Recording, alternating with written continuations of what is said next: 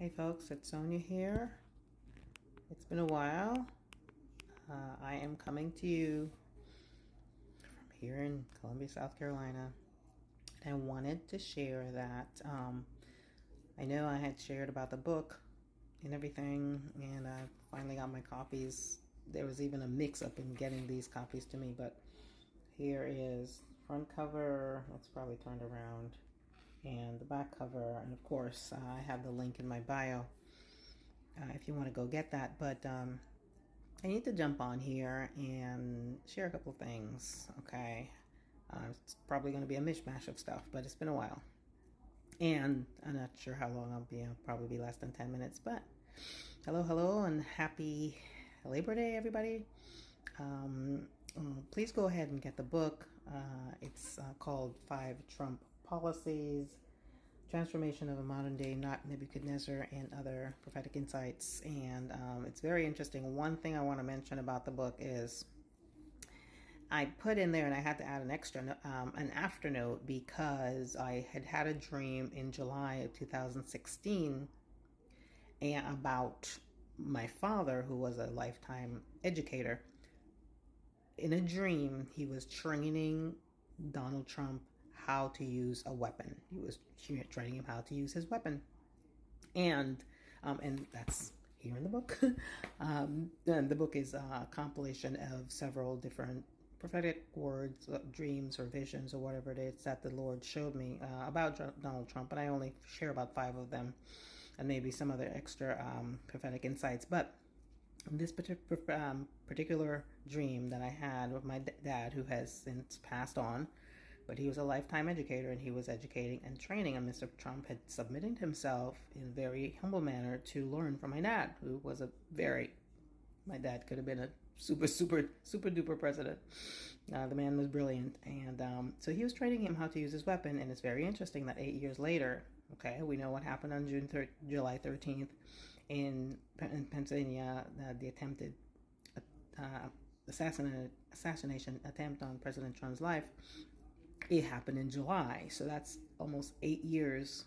So all that to say is that's just an example of some of the things that the Lord would have shared about President Trump that we would not have known that 8 years before. I mean, I'm sure there have been attempts and threats and all of these things, but this is the first time we actually saw something played out on national television.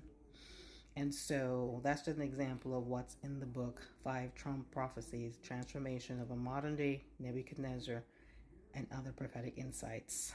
It's very timely, and it really tells you about, we're not talking about a perfect individual. No one is perfect, obviously, but God does choose leaders, and he chose him in 2016. He was supposed to have another term, but what this book is talking about, if you know the story of Nebuchadnezzar, you know that Nebuchadnezzar's pride really caused him to have a fall, because he was a man of extreme talents and extreme accomplishment. And so he had received a dream a year before he actually had his fall from grace. He had a dream, and Daniel interpreted the dream for him, and almost to the day, a year later, he's walking on his balcony, just appreciating and being pumped up in all that he'd accomplished. And immediately his cognizance and his mind was taken from him, and he went into living like an animal for 7 years until even in his derangement, in his living like an animal, he came to his mind, and nothing but the grace of God, right? He came to his mind and realized from whence all of his ability, all of his accomplishments, all of everything he'd gained, where it had come from. And he recognized that it was from the God of heaven. And so I'm proposing and submitting that that's what God is expecting from Donald Trump, in order for him to be restored to the place that God called him to, so that he could complete the call on his life in terms of the presidency. And so that's what that's about. So go ahead and grab the book. Okay, grab the book from Amazon. You can get the e-version, you can get the actual printed version. I'm probably going to try and do a hardcover version, but this is paperback. And so if you're somebody who needs to have something you're holding in your hand to read, or of course it's definitely also available in the e-version. So go ahead and get it. And just, my whole stance is that when you vote, that you vote according to your own standards, your own convictions, okay? Not because you vote because somebody's a particular color or you're a particular color and everybody of this color votes this way. That's a whole lot of nonsense, okay? You need to vote how you want to vote, and you need to vote according to your principles. Like, I'm a person of a Christian person. I am a pro-life person. I'm pro-life. I'm for people being able to speak their minds, and I'm for free speech. I'm for the Constitution, upholding the Constitution. I'm against all of this gender, transgenderism, and allowing kids to, and taking kids and making them the opposite gender by surgical means, and really endangering their lives, and all of the craziness that's going on in this nation, and where we're canceling people. We're saying you can't say things. I mean, I lived in China, and I lived in China for almost a year, an academic year, and I'm telling you, we don't want that here. We don't want that here. And to be perfectly honest, the ones over there want what we have. Okay, so now we're saying, okay, we're gonna romanticize communism, which there's no way. It's something built on lies, it's built on death, and it's built on no freedom for a certain class of people. Now, the people who are in power, even they are not free because they're under the sway of Satan, right?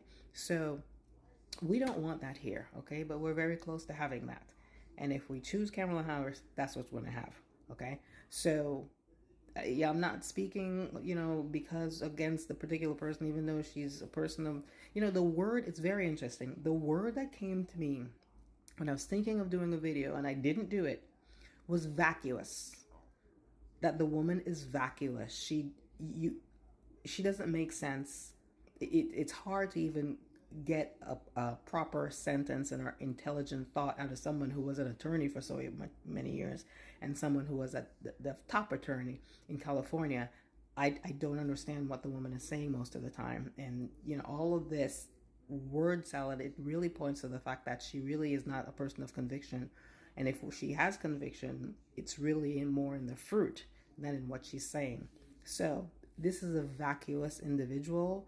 And do we want somebody like that at the pinnacle of power in our nation really calling the shots? Okay, so it really comes down to, it's a really easy choice. Somebody who's done it before and done it successfully, and somebody who's never done it and actually are now part of a very unsuccessful, unpopular administration. So to me, the choice is very easy. And it's not because I wrote a book on Trump. The Lord chose him in 2016, and I believe he chose him in 2020. But again, his own, and yeah, there was cheating, there was all that stuff. But I do believe it's his own, the lack of prayer in the church. But really, President Trump needed to take a knee in, not just for his own sin, but the sin of the nation, and recognizing that God was in charge. So all of that to say, vote according to your values, buy the book, read it, share it with friends, and feel free to give me some comments. But it's just what the Lord had given me regarding this, and I really wanted to get it into the hands of many more people than had known about these blogs.